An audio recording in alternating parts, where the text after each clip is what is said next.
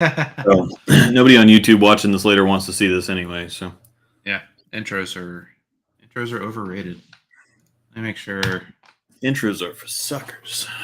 Yeah. Okay, sweet. We are live. Awesome. Um, yeah. Hello, everybody. Welcome back to another week of the Draft Scratch League, the Mike Medlin Draft Scratch League, presented by Ebonite and In the Zone Pro Shops. Draft Scratch League recap show.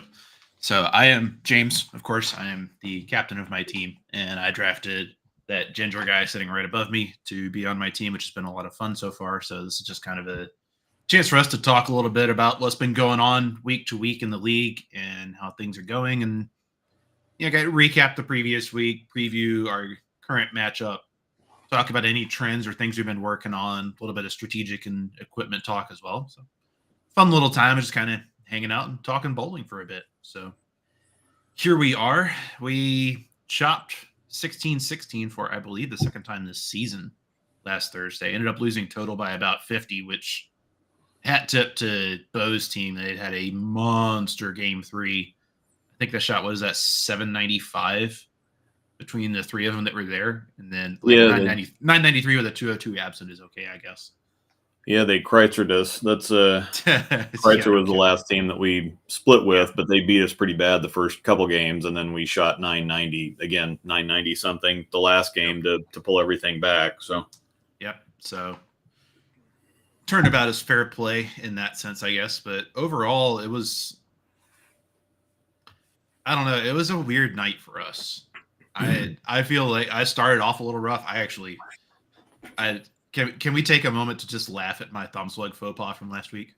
Sure.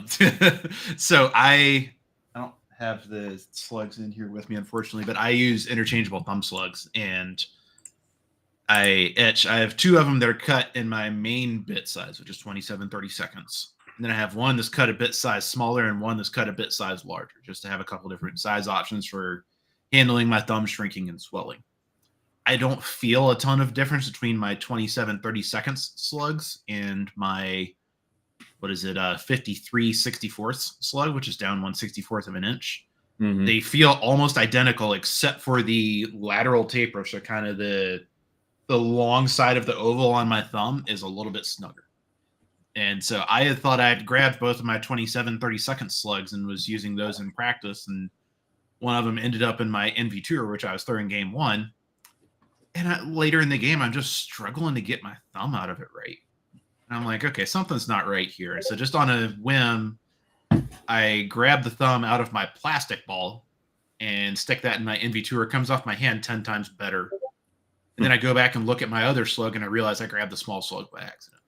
And then ball change, slug change, and what is that, 530 the back 2? So yeah, that was nice change on multiple levels. It's not quite on the level of petty of I can't carry corners, so I'm going to change chamois, which I have done before. But yeah, just a kind of a humorous little whoopsie doozles type of thing. So managed to bring it back. I took 2 in series against Bo. Noah took 2 in set against an absent Mike Bess. And I mean, you and Jaden, I really didn't feel like bowled that badly. And just had a couple of really solid sets bowled against you last week. Like it felt like y'all got beaten more than y'all beat yourselves. Is kind of my general feeling watching the night for you guys and for Jim and Kenny, if that makes sense. Yeah, I had a Stephen Keeler set. I had one open for 630, and I was 6 for 6 on 7 pins, which I was pretty happy about. That's so. I mean, it could have been 6-0. It could have been 570. I've seen you shoot 7 pins before. Yeah.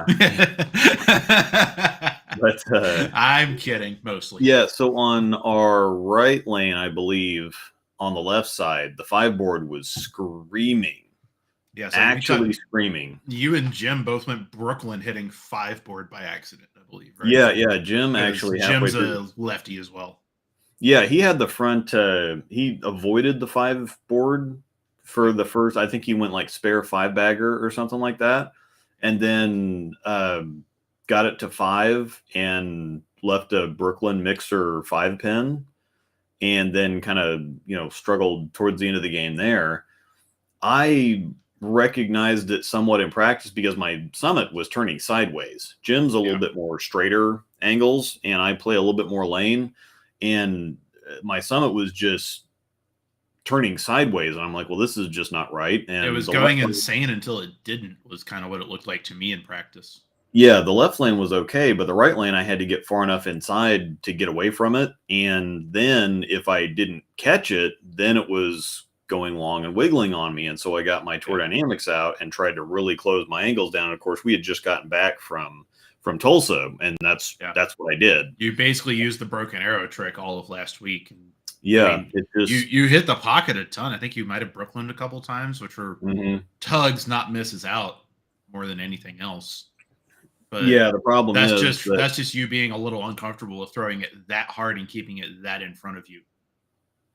But even with kind of using a trick that you haven't used a whole lot, I feel like you did pretty well. The TDX just kind of catfished you a little bit on pocket carry, but there wasn't anything that was better that you had with you as well. Like it was the best ball I think you had for that trick. Probably, but the thing is in Tulsa, I could get on top of it a little bit more. I couldn't quite. I was putting it right down like 5, 6, 7 in Tulsa, and I couldn't do that. It would, if I did that, then it would start up too early. So I had to start it at like 8 or 9, and giving away the pocket slightly caused problems because if I got it a little too up the lane, it wouldn't finish, and if I got it out too quick, it would stop and go nuts. And so, realistically speaking, I think it was, I kept it, I stayed out of trouble, but didn't really do anything special. And Jim Kent, just had the better look the last game. The one thing for me is that Jim has the house record at Olathe with 889. Oh, really? I didn't know he held that. Okay. Yeah. So he's knows what he's doing. He's getting a little older now, but he knows what he's doing. And so it always makes me comfortable because he did the same thing. He just switched balls and kind of after, kind of struggling through game 2, much the same way I did. He switched balls and just kind of gave it the rocket to the pocket. He just had a better look with what he was throwing than I did. And it always is nice. What ball did he throw game 3? I'm drawing a blank. It was a Rhino Pro. Oh, that's right. It was like a shiny teal Rhino Pro, and he was just throwing it as hard as he could straight at the 2-pin. Yeah, that's right. Yeah, and so it always makes me feel better when somebody that has been a lefty their whole life and knows what they're doing makes the same, or whenever I make the same decisions or I recognize the same things, or again, he is just, I was doing the same thing he just had the better ball reaction. So. Yeah, it's kind of how do I say this? It's like, it's somewhat of a similar thing of me bowling with like Russ. And if we're seeing the same things, then I'm kind of like, okay, this Russ has been around the block about 16 times more than I have in the bowling world. And if someone as good as him is seeing things and I'm seeing the same things, then it's kind of like, okay, even if I don't have the right tricks to do that or to make my ball respond the way it needs to in this situation, at least I'm seeing it right and I can figure it out as I go. Yeah. And even if I don't have the tricks and the exact moves figured out this time, I can learn something and maybe be better at it next time. Yeah. And it's kind of always adding to the memory of adjustments and things you can tweak and try in these different situations. Yep. I'm not quite so good with the firm shim unless, again, unless I can point it, and I couldn't quite point it. So doing that little feather thing, trying to like put it straight up 8 or 9. Yeah. The firm shim with like a 3 to 4 board, like lay down to breakpoint belly. If you can harness that trick, it's incredibly powerful, especially on the left side, I think, but it's one that kind of, it's enough of a contrast from what you are used to doing on the left side that unless you can go to like the full extreme of just complete trap, like lay down on 7, breakpoint of 7. Like Yeah. if you're in the extreme, you can do it a little better. And I think I'm kind of the same way. Of like, if I need to literally point it straight up the lane, I can. But if you want me to belly at 3 boards, I'm either going to belly at no boards or an arrow and a half. Yeah. It's kind of it's an eye thing as much as anything else. Yeah, But, I'm in the same boat, and it just if I had to feather it too. If I caught it a little bit too much, it was going to be too early, and if I flagged it a little bit too much, it wasn't going to finish. And so I was just in between on ball reaction. So Jaden, I thought did well. She just again, yeah, she was around the pocket the whole time, and 660 is a solid set. I mean, if Jim doesn't have front 9 game 3, she gets set. Yeah. Mm-hmm. And and then Noah just kind of fell off that last game. That pair got a little weird game 3 if you weren't hooking it, I feel like. And he made some Kenny bad was shots too, Kenny was inside in a lot more, and Noah just had a few shots that got away from him a little bit, but even then 618, that's his lowest set in like 4 or 5 weeks, I think. Yeah. Mm-hmm. So it's even with all of that, like we still put up a really respectable set. 2666 is really, really solid. Yeah. A little bit, that might actually be slightly below our team average. But I think it is a little bit, but that's, I mean, when you go 920, 885, 860, I mean, they more pretty much what we were talking about last week, as far as this team doesn't care. That's what showed it. They just bowled well. Mm-hmm. They don't get, you see again, Jim Kent goes 270, so he's not letting what's going on our side really affect him or bother him. And Bo shoots a big game and then kind of has a rough game the second one, but I mean, he doesn't really care either. He had the front 5 or 6 the last game, 5, 6, 7, something like that. No, it was more than that. It was 9. It was 8 or 9. Okay, and then I think he opened the 10th frame. He opened one of those frames, one of the last 2 frames he opened, and that's why, because he was he had Jim and I were both. We were both on front 290 going. Jim and you were on the front. Jim had the front 9. No, I had front 9. Oh, Jim, well, you both did. Front. Well, you both had front something, and then Bo was pacing you for the most part until he. Bo was pacing me through. No, Bo went like spare strike, spare 3-bagger, 10 pin, 10 pin. Okay. And after the 10 pin, 10 pin, then it was kind of turn the lights out. Okay. But Bo was getting a blue coral venom to do things that I've never seen a blue coral venom do. Which was kind of fun to watch, but he just kind of got trapped a little bit. Interesting. He just kind of got trapped a little bit with pin carry, I think. Bo's one of those guys who's sort of like Russ, who will almost stay on a ball too long to a fault, I feel like. Which can be both a good thing and a bad thing. He's very good at extending the usage range of a ball, which makes his transition management just a little bit simpler in some cases, but it can also result in getting nickel and dimed out of a couple of hits that could take away the big game. And that fundamentally was the story of games 2 and 3 for him, I feel like. But, I kind of felt the same way. I felt that I should have done, because Jim Kent made a bigger change, and I knew that I wasn't going to have anything. It's kind of like you at Nationals with the Absolute. You're like, well, I can either stay on the ball that I'm in, the NV Tour, I can shoot 2-teen with it the last game, but that's not anything. That's not going to get anything done. I should have tried to make a change, but I'm like, well, I'm hitting the pocket. I just need to do this or do that a little bit different. It just never. Yeah. It just never went anywhere. It was one of those things where you're close enough that you felt like you couldn't really get out of it all that much, but close also just far enough away that you're getting nickel and dimed out of getting anything done, really. Yeah, and especially with me,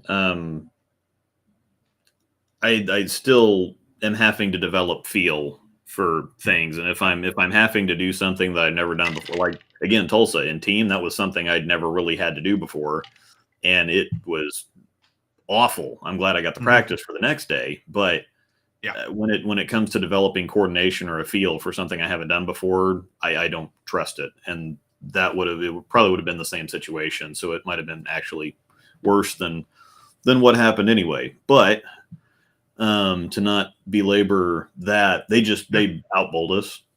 Yeah, I mean, they just outbowled us. They crushed game 3, and I mean, They were down. To their credit, they were down 13-3 after 2. Yeah, and came back and chopped it with us. Yeah. So, but And I mean, even then is like they it was another of those nights of like not an amazing night for us as a team, and they had to earn the win. So. Yeah, I mean, we weren't Kinda good exactly with that. wiping.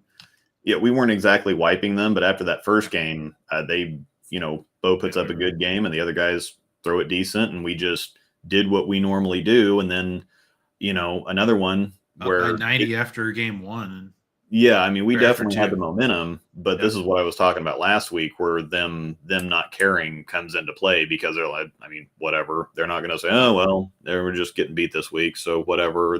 There's no frustration. It's like, oh, just keep chipping away, and then they figured it out all at the same time, and crushed. So yeah, but so it goes.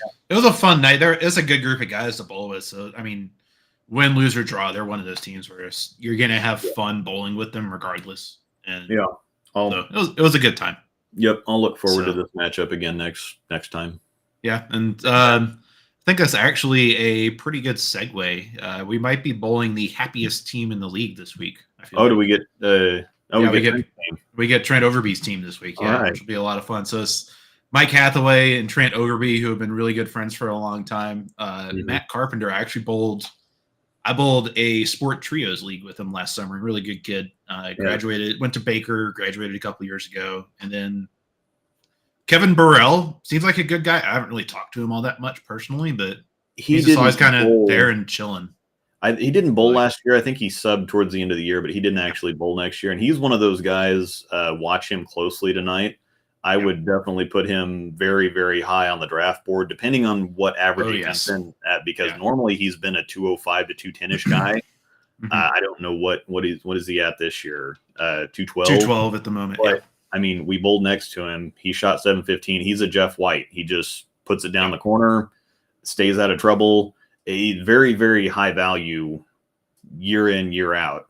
Yep. And when he does have bad weeks, they're not going to be like 570s. I think if you go back and look at his what he's done, he just has nights where he doesn't really score that great. But I would be interested in his week to week. He might have a 570 in there, but yeah, pull that up because he's actually here. Let's just do it this way. Bowler history. Hopefully this still shows okay-ish on stream. I'm not sure. Can you make the screen share full screen? Yeah. Let's do that. Yep. 612, 644, 620, 650, 590, 580, 570, 720, 715. Yeah, pretty much. Yeah. So I mean, he's again, and when he is, but he's going to be your leadoff or your two bowler most of the time too. And so, you're going to get the occasional sub 6, but he's one of those guys that you can put him up there and he's just going to put solid numbers up. Yeah. So he's definitely he's going to be on my draft board if I keep my average where it is and end up being a captain next year. Yep.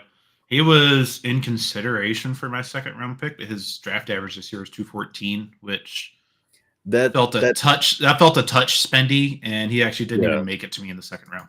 So yeah. But he's one of those guys that if he's on the board when you get there, and if he's there, especially in the second round, it's like that's a smash play.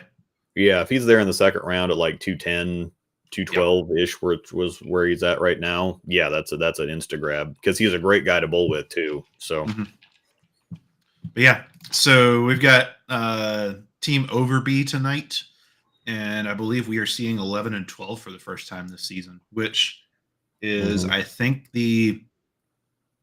is tied with 1 and 2 and 3 and 4 if you round it to whole average. But if you look at decimals, it's actually the fourth highest scoring pair in the league, and it's one of 5 that is scoring above league average, or it is one of 4 that's scoring above league average at the moment, which is all of 7 through 14. So I think it'll be a little interesting. This is one of the pairs. So 9 through 12 is right in front of the main double doors at the front of the center. And it is actually getting a little bit colder Yeah. Actually, looking at the weather forecast, it's actually going to be a little warmer tonight. Yeah, it's But actually nice outside right now. I just got back from yeah, a haircut, and well, it's kind of so nice outside, and yeah, it's supposed to be 70s tomorrow. So, but I mean, we're getting into winter, so it's going to yeah. start getting there. I work from home and sit at a desk and punch away on a keyboard all day, so I kind of forget what outside is half the time.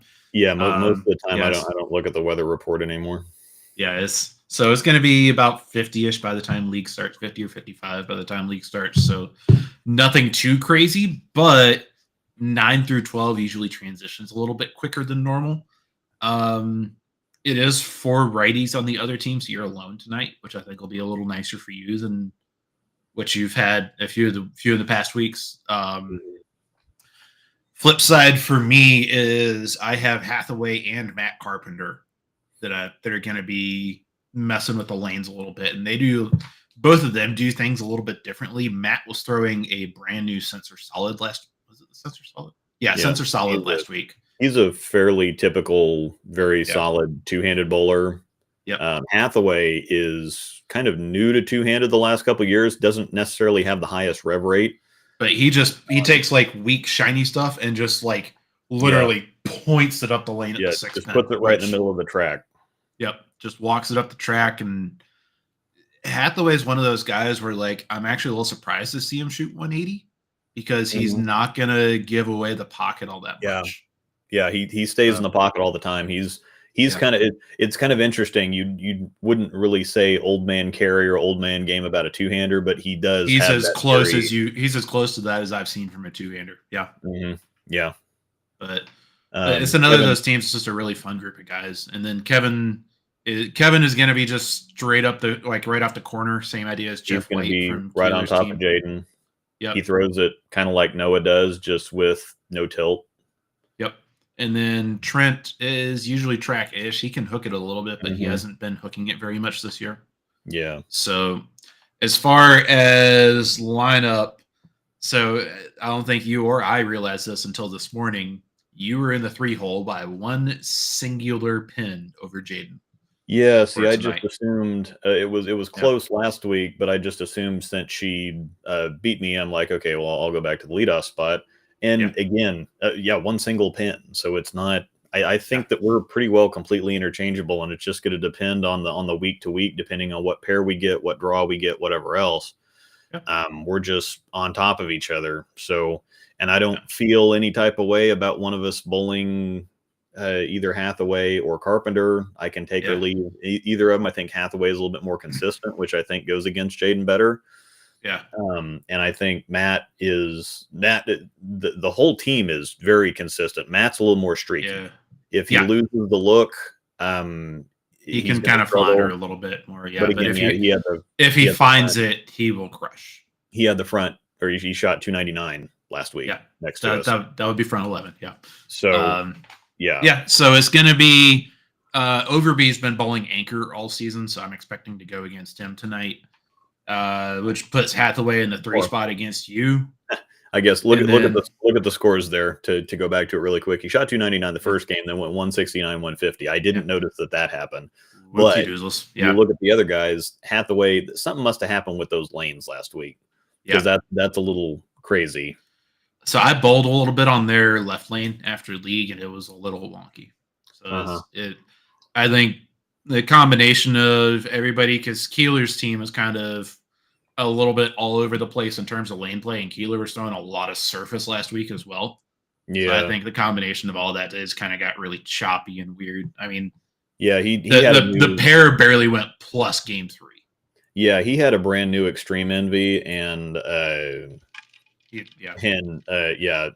Matt had the new sensor solid, so there was just a bunch of surface all over the place, and so they got super chunked up. Yeah, they got a little chewy. As far as the team to team matchups, Overbees is one that's scary because they just aside from Matt being a little up and down, the rest of them are very, very consistent. Yep. And they win games much the same way that we win games. They just put solid numbers up there and let you beat yourself, pretty much. So it's going to be who wants to lose less, essentially.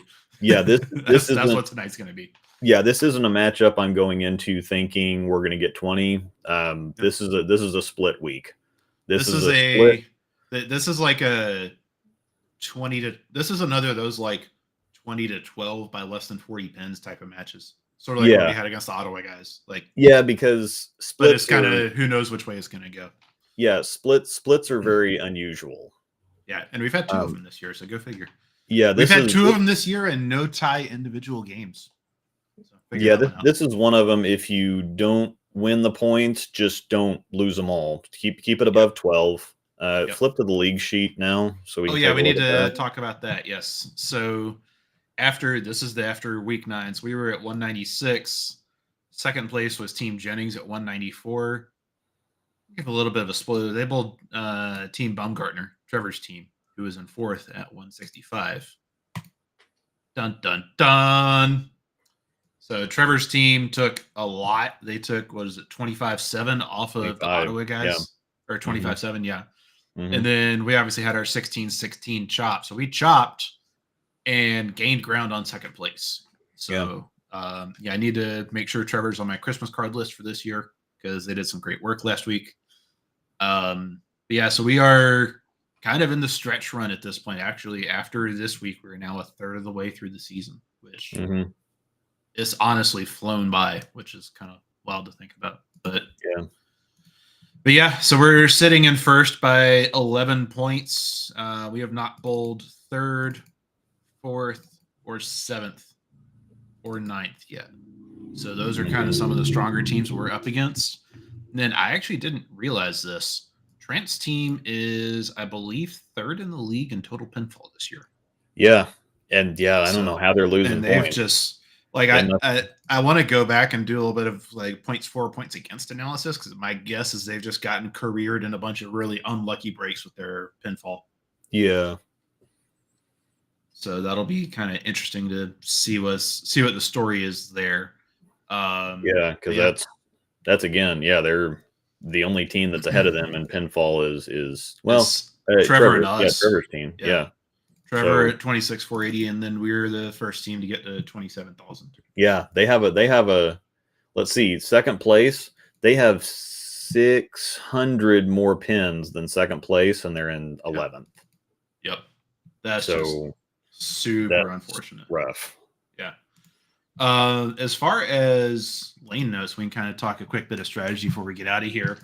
I am looking at my lane by lane note sheet. 9, at least on the right side, tends to hook a lot in the fronts and be a little tighter down lane. And 10 tends to play a little bit more normally, but this is still a fairly hooky pair. So combine that with also knowing that Matt and Trent are going to be there and the track's probably going to get messed up pretty fast. This is probably going to be a fade the middle of the lane and keep my nose clean type of night for me is my expectation. I'll give a look to the right, but even last year when I was really playing right later on in the second half on the fresh, I don't think that was a great strategy on this pair. So kind of combination of those factors, I'll probably be circling a little bit more all night, but that's also been not necessarily hitting huge highs, but just really, really solid sets for me when I've done that the past 2 or 3 weeks. So probably just stay in that same thought process again. I don't know. What are your thoughts for the night being alone on the left side and on this pair, which I don't know if I said this, we're on 11 and 12 for the first time this year tonight. Yeah, and also something I just thought about and just noticed, Hathaway actually has a higher average than Matt Carpenter, so they're going to be flopping. Oh yeah, you're bowling. Yeah, you're going to be bowling Hathaway tonight. I'll be bowling Hathaway, and Jaden will be bowling Matt. I think I didn't have time to go back and look at their every week lineups from the year, but I'm pretty sure Kevin's been 2-hole pretty much the entire season. Yeah, Kevin been 2-hole the entire year, and I think that Matt has been their one bowler more often than not. So yeah, they've just been they've been in a similar. I think Matt and Mike have been in kind of a similar situation of you and Jaden, of just kind of flipping back and forth between. They might go back and forth depending on who has the hot hand that night. Yep. I overall like the matchups. Even still, is Matt versus Jaden. You know, Matt can pop off, but I don't think he's going to run away from Jaden in any way, shape, or form. Yeah. Noah and Kevin are very, very similar bowlers, like you were saying. Yeah. you versus Hathaway, I think is going to be a really fun match, and then me versus Trent is going to be a really fun match. Yeah. Yeah, Yeah, I don't think anybody runs away with it on either side. you definitely have the power advantage. And again, once the right side starts getting choppy, I think if you go back and look, the third game is definitely Mike's. Once they start getting choppy, that's when Mike starts to kind of fade a little bit. I can check that real quick. Yeah, it's not 35, 18, 02 are his averages by game. Yeah, because when the lanes start getting choppy, he just has a rough time. Yeah, getting the hits. Yeah, he can hit the pocket. It's just kind of he loses the pocket. Trent, I think, should be fairly 37, 24, 21. Yeah. But he does have a 300 the last game, 240. He's just had a couple. But yeah, he's fairly consistent. Yeah. I would imagine mine is the second game that's normally the worst one. But this is the pair that I shot 300 on Friday a couple weeks ago. Yeah, 15, 28, 21 are your averages by game, which so that makes complete sense. Yeah, because I'm always a little you're a little slow out of the gate. Yeah, you're a little slow out of the gate. Figure it out. Really solid second game, and then the third game. I bet if you take away the week we bowled Jim Anderson, I bet your game 3 averages on top of your game 2 average. Possibly, but that's when the third game is when the lanes start to change a little bit, and so that's when I start to get into a little bit of transition. But yeah, I'm just gonna keep things going the way that they are. As far as the bag goes, the Tour Dynamics is coming out because it's just on the right side. I think it's a whole lot more versatile than it is on the left side. If I can't point it out the corner, it's worthless because it looks best with surface on it, but the problem is that on the right side, transition happens at the same time that the surface that the ball begins to shine. This one shines extra quick, and I just don't have anybody else over there with me, and so I have the surface for about a game maybe, and then it's shiny again, but I don't have any transition to kind of offset that. And so it's either a pointed ball or a use it for a game ball, and there's plenty of other stuff that I can throw the entire night. It's kind of why it's the same idea as why I got rid of my DNA. I think is sure it has a use, but if that use is a game or a game and a half and then it's done, and there's other stuff you can throw at the same time and have a longer range of use, it's just kind of why bother. Almost. Yeah, and at the same time, it's not a guaranteed 250 or 260 game for me either. It's a probably 220 or 230, but I can do that with anything else, and plus be able to throw it the rest of the night. Now, if it did guarantee, if it, I probably would carry it if it was kind of like a guaranteed 250 or 260 game one ball. But you're also dealing with extra transition. When I make a ball change, it's something for I'm dealing with a whole lot more known quantities. There's not a whole lot. There's not a whole lot to it when I decide to make a ball change. So that ball's coming out. So what I am going to have in there, of course, is the Summit and the Phase G. I think the Phase Tour will probably make it in there. I'll go look at what I've got. But Summit and Phase G are kind of the anchors. What about your Infused? Do you think that's going to make the trip? Or the Infused is going to stay in there. That's the other one. That's the one that I was trying to think of. That so Summit, Phase G, Infused are going to be just what's in there. I like the idea of the Phase Tour as kind of an offset there because it's a little better at kind of keep it in front of you, slam the pocket than the Summit is, I think.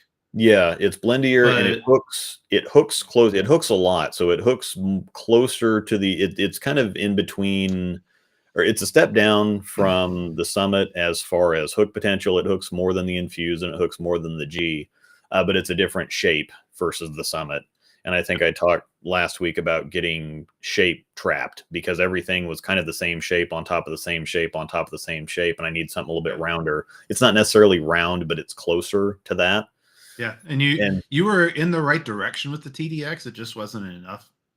I think to really give you anything to work with. And I think if I'd have had the Phase Tour, that would have been the better thing because it's a similar shape to it. It just hooks more.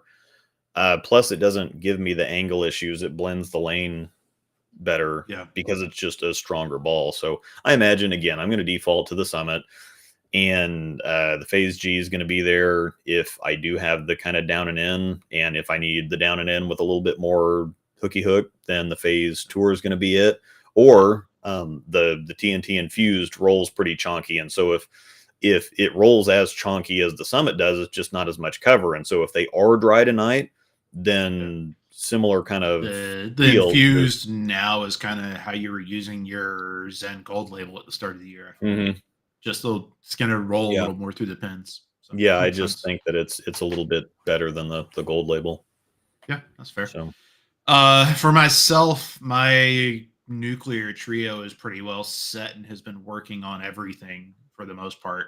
It's going to be Perfect Mindset, NV Tour, Plastic Ball, and Kinetic Cobalt. Those 4 are pretty much locked in, I think, for until they stop working, which is probably going to be once I wear them out and have to replace it with a new one at this point. The last ball is still a little bit up in the air. It might be a game time decision when I pack up to leave tonight. Mm-hmm. I've really got 3 that I'm looking at for the last spot. Got my NV Tour Pearl, the silver ball. Got my Pinup Widow hybrid that I've been thinking about pulling back out just for kicks and giggles. Or I just drilled a fresh top speed pin down earlier this week on the drilling stream we did on Monday. Mm-hmm. And taking that as just kind of a friction control, different look through the pins option than everything else I've got is definitely something I'm thinking of. So it'll probably be one of those 3. I'm not sure which yet. Let's be real. It's going to be the new shiny toy. The top speed's probably going to go, but we'll see what happens. Yeah, I think that's kind of what I use for the last spot. I know the ones that I'm planning on. The last spot for me has typically been a catch-all. It's like, well, if in this one specific, I don't expect to use it, but if nothing else is working, then that's kind of the spot that falls into. Yeah, but I mean, at the same time, it's like I actually keep track of what I've thrown in the league so far. I've bowled 30 games in Medlin, and 23 of those have been with the Infinity, the Perfect Mindset, or an NV Tour. Mm-hmm. So that's been the vast majority of my usage in the league. So it's probably going to be black ball in the Perfect until they stop striking, and then figure something else out from there. That's my plan until proven otherwise for the league at this point, and the rest is just kind of there for fun. Yeah. So again, I think this is going to be a tough matchup. Not really paying attention to what their record is, because I don't think it's terribly accurate. It's one of those things that doesn't matter almost. It's kind of how I think of it. Yeah. At this point, their team average is not too far away from ours, and I think we've got the highest team average in the league by a solid amount. I mean, we're leading the league in pinfall, so by default, yes. But I mean, their leadoff bowler is going to be at 217. There's maybe 1 or 2 higher than that, and we've got one of them. So yeah. We're averaging about 7 pins per bowler higher than them over the course of the season, per bowler per game. Yeah, so it'll be a tough match though, and like you said, they're one of the few teams that can go. Oops, I just break mine. All right, we good. They're one of the few teams in the league that I think can go kind of toe to toe with us at all 4 positions. Yeah, and make it competitive. So I think it'll be a lot of fun. This is going to be one of those teams. It's going to be a fun time bowling against them, but it's going to be a fun match at the same time. Yeah, it's definitely a welcome challenge. Yeah. Yeah, there's definitely not going to sleep on them, and I think that again, we generally keep our team games over 860. Yeah. So, and if we do that tonight, we're gonna be in pretty good shape. I'd rather have them closer to 900 every game. That's kind of a tall ask sometimes. All right, that's basically our team average right now. So it's certainly in the range of outcomes. Yeah, I'd be a whole lot more comfortable if we're closer to 900. But 2700 is a pretty monster set. But again, we kind of keep doing that. So our team average is 898.4583. So I think that's decent. Okay, so yeah, I guess if we just shoot our average, we're going to be in really good shape.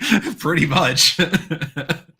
Surprise. Yeah. But yeah, it'll be a fun time regardless. So yeah, I think we need to get out of here. I got work to do. You probably have work to do, and we got bowling in a few hours. So we bowl Angels team in 2 weeks. And I think I might break the camera and microphones back out for another league night transition analysis session. Yeah, So I think that'll be a fun night for that'll be transition as an well. interesting night. Yeah, we bowl them on, where's my schedule notes? We bowl them on 9 and 10 on November 16th. So yeah, it'll be a lot of fun for sure. They're all over the place. I mean, Tyler hooks the entire lane. Yuri is Liz Johnson, basically. Yeah, Liz Johnson with no hair. Yeah, Wesley slow hooks it, and Angel kind of plays the track, so it's they do weird things to the to the lanes. So anyhow, we will go ahead and we're going ahead and get out of here. You forgot to plug your free spirits. I'm not too worried about that today. One of those days. Actually, I actually need to get some more, but one of those anyhow. days. Yeah, we got all kinds of things in the description. We got discount codes for stuff and links for all kinds of stuff, all kinds of good stuff. So if you're interested, check that out. Again, I think that if we split or get 20, hopefully we get 20. I think, if both teams 20 to 12 average, by less than 50 pins, we're going to be in good shape. Going. That is my prediction. But yeah, I'm just not sure how it's going to go. I'd like to think that we should be able to get 20, but they can get 20 real easy off of us. That's this isn't a team that gives much away. So, thanks everybody for hanging out. Thanks for watching, and we will see you next.